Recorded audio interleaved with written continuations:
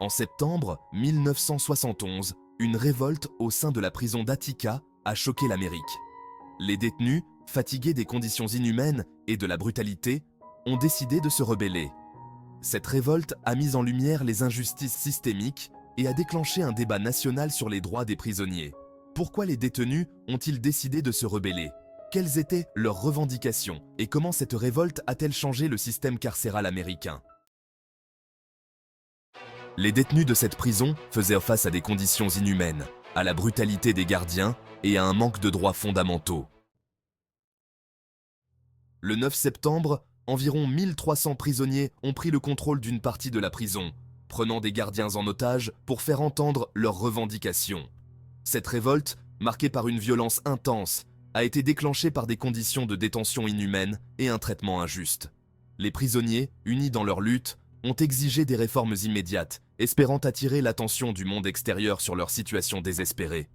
Les négociations avec les autorités ont été tendues et complexes. Ils réclamaient des améliorations des conditions de vie, la fin de la brutalité et une amnistie pour les prisonniers politiques. Leur cri a résonné au-delà des murs, touchant les cœurs de nombreux citoyens. Les rues étaient remplies de voix unies, exigeant justice et égalité. Les pancartes brandies haut portèrent des messages d'espoir et de résistance. Chaque visage racontait une histoire de lutte et de détermination. La solidarité était palpable et l'espoir d'un avenir meilleur animait chaque pas. 4 jours plus tard, les autorités ont décidé d'intervenir. L'opération de reprise de contrôle a été tragique, entraînant la mort de nombreux détenus et gardiens.